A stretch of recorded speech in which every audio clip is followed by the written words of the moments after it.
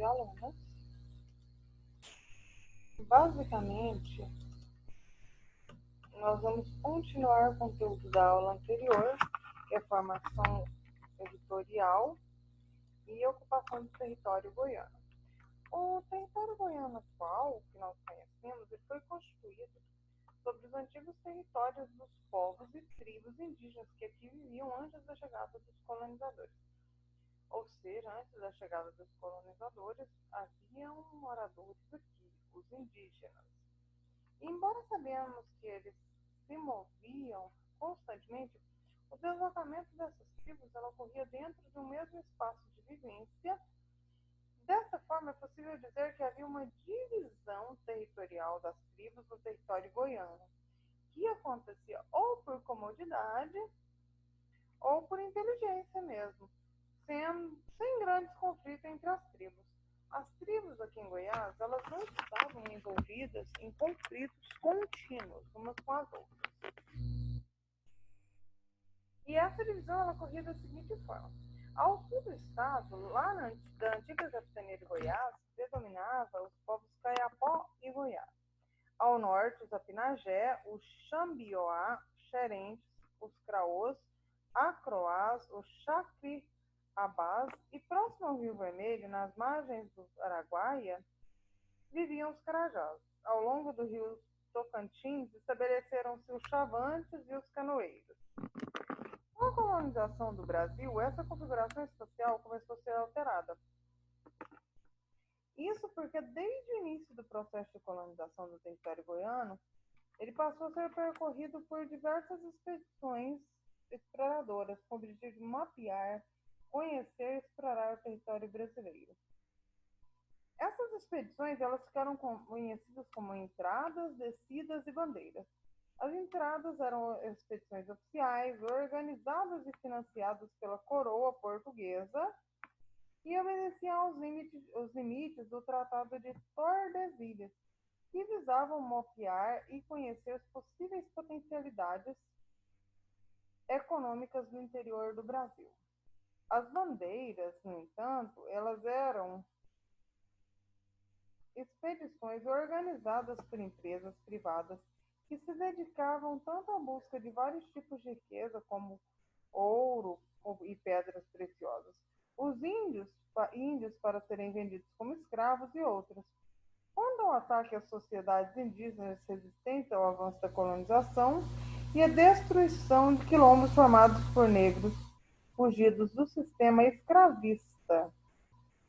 E já as descidas eram expedições, aí, se você olha, quem está aí com o texto, descidas, elas eram expedições organizadas pelos padres da Companhia de Jesus, oriundos das missões jesuíticas lá na região norte.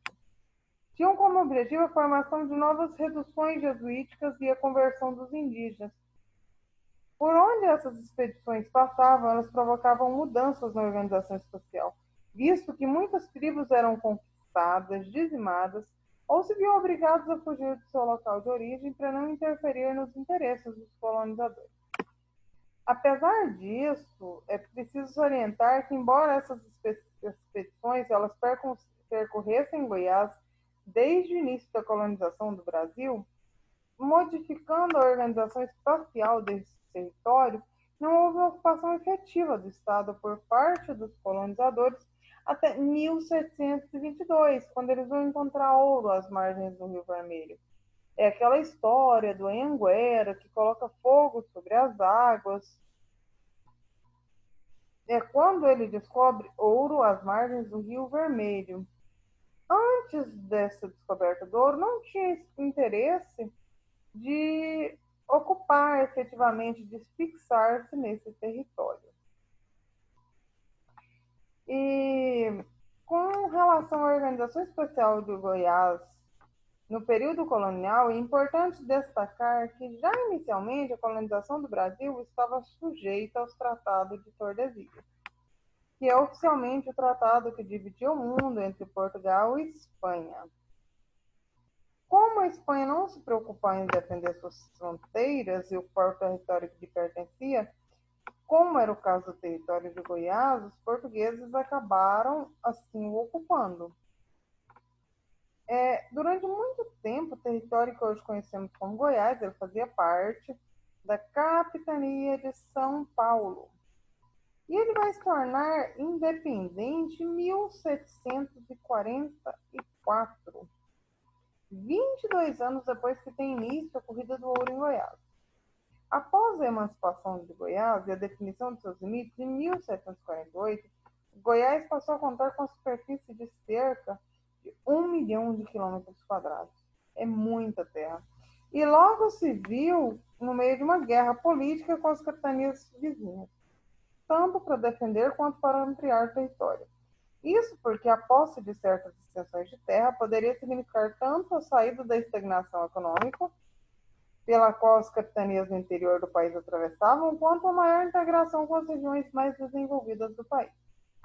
Visto que quanto mais próximos estivessem das capitanias do centro econômico do país, que na época era Rio de Janeiro, seria maior a integração econômica. Foram mais de 250 anos de disputas territoriais entre os estados que fazem fronteira com Goiás, e até mesmo entre duas grandes comarcas do estado, o norte e o sul, que brigavam entre si para definir se emancipavam ou não a parte norte do estado, o que vai acabar acontecendo em 1988 com a criação do estado do Tocantins. Para que fossem definidos os limites do estado, tal quando conhecemos hoje, só para o estado de Minas Gerais, Goiás perdeu mais de 250 mil quilômetros, e correspondem às terras do Triângulo Mineiro e outros ajustes menores. Para o Mato Grosso, perdeu cerca de 160. Mato Grosso do Sul, perdeu cerca de 160 mil quilômetros quadrados.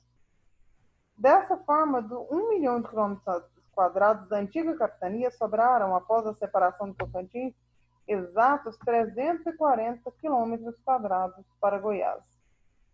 2.777, 292,8 quilômetros quadrados para o Tocantins, o que está de bom tamanho para ambos os lados, porque os dois territórios mais compactos geograficamente são mais fáceis de administrar. A descoberta de ouro em 1722, aqui em Goiás, deu início à ocupação efetiva do território, acelerando as transformações espaciais que já ocorriam em Goiás desde o início da colonização.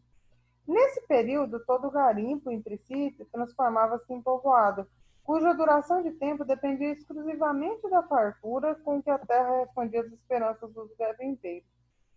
Os lugarejos iam surgindo, mas a maioria não passava de simples aglomerações de palhoças sem nenhum conforto, em que o nome urbano era utilizado de forma exagerada, dada a falta de estrutura básica para que aquela aglomeração pudesse vir a ser de fato uma cidade. Muitos desses lugarejos aí, não conseguiram atravessar o tempo e chegar até os dias de hoje, com o status de cidade. Outros conseguiram se desenvolver e perpetuar como cidades coloniais.